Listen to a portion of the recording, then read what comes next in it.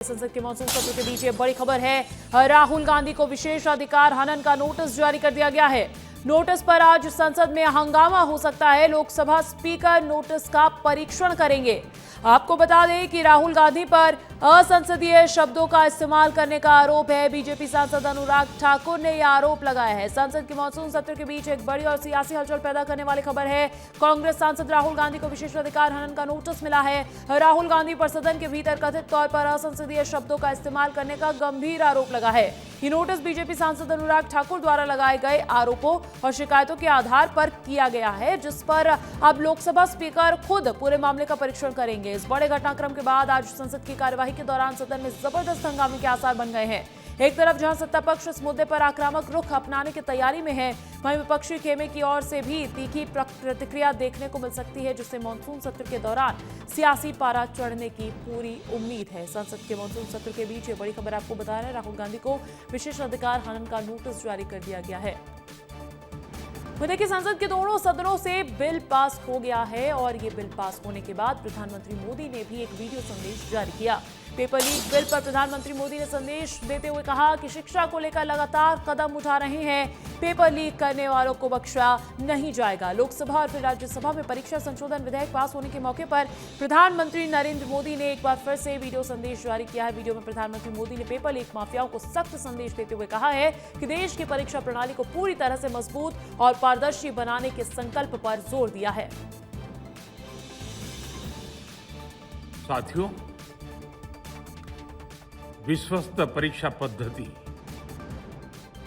इसके लिए हम लगातार एक के बाद एक कदम उठा रहे हैं। टास्क फोर्स की रचना हो, फास्ट ट्रैक की और रचना हो,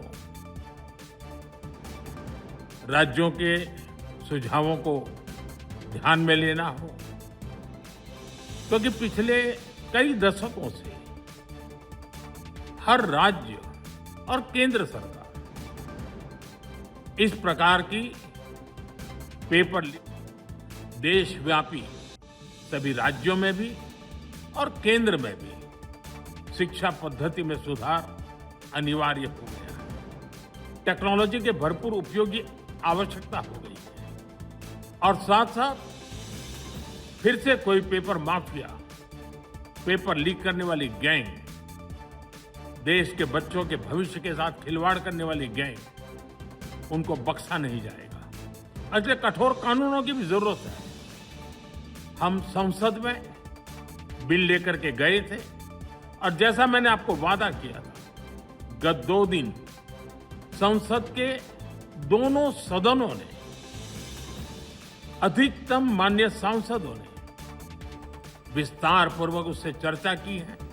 तो चर्चा की है और चर्चा के बाद जो कदम उठाया है वो भी हम सब ने देखा। लोकसभा और राज्यसभा में परीक्षा संशोधन विधेयक पास कर दिया गया है। प्रधानमंत्री नरेंद्र मोदी ने इसी को लेकर एक वीडियो संदेश जारी किया। देखिए, संसद में जब कुछ बिल पास किया जाता है तो जनता से सीधा सरोकार रखने वाला वो बिल होता है, वो कानून होता है। लेकिन जब देश के प्रधानमंत्री खुद आकर सोशल मीडिया के जरिए इस तरीके से वीडियो बनाते हैं तो उसका एक अलग पर्सनल एक्सपीरियंस जनता तक पहुंचता है। वीडियो में प्रधानमंत्री मोदी ने पेपर लीक माफियाओं को सख्त संदेश देते हुए कहा कि देश की परीक्षा प्रणाली को पूरी तरह से मजबूत और पारदर्शी बनाने के संकल्प पर जोर दिया है। सोशल मीडिया पर जारी वीडियो संदेश में प्रधानमंत्री मोदी ने इस बिल के पास होने को देश के लिए एक ऐतिहासिक कदम भी बताया है और उन्होंने कहा कि विकसित भारत के सपने को पूरा करने के लिए देश को मिलकर आगे बढ़ाना होगा। परीक्षा प्रणाली को सुधारने के लिए अभी कई और कदम उठाए जाएंगे। अधिक जानकारी देने के लिए मेरे साथ दिल्ली से अमृत जुड़ गए। सीधा उनका रुख कर लेते हैं। अमृत, हम देख रहे हैं कि जब से संसद की कार्यवाही शुरू हुई है तब से संसद के बाहर भी हंगामा है, अंदर भी हंगामा है। आज भी हंगामा होने के आसार हैं, लेकिन वजह कुछ और। राहुल गांधी को विशेषाधिकार हनन का नोटिस। बिल्कुल अंजलि, देखिए, जब से सदन की कार्रवाई जब शुरू हुई है तब से देखेंगे विपक्ष एक अलग अलग मुद्दे को लेकर के जो है न सिर्फ मुद्दा बनाता है बल्कि गोल पोस्ट भी चेंज करता रहा है और इसका सीधा सीधा असर देखा गया सदन की कार्रवाई पे। सदन को स्थगित करना पड़ा। हालांकि जो रूटीन बिजनेस है वो लगातार पूरा होता रहा है। आप देखेंगे इसी बीच में सुप्रीम कोर्ट के जजों से संशोधित जो विधेयक वो भी पेश हुआ है। इसके अलावा और भी तमाम बिल पेश हुए हैं और उस आखिरकार जो सबसे अहम बात थी कि क्या जो एंटी पेपर लीक है वो बिल जो है पास होता है या नहीं, लेकिन दोनों सदनों से यह बिल पास हो गया है और संतुति भी राष्ट्रपति से इसकी जो है मिलने जा रही है। आप ये समझ लीजिए कि इस पूरे गतिविधि में विपक्ष जो एक अपना स्ट्रैटेजी बना रहा है, रणनीति बना रहा है सरकार को घेरने के लिए अलग अलग मुद्दों पे, वो तो चल ही रहा है, लेकिन उसी के बरक्स जो है सदन की कार्रवाई में जो बिजनेस लिस्टेड है वो भी साथ साथ पूरा हो रहा है। ये बड़ी गौर करने वाली बात है।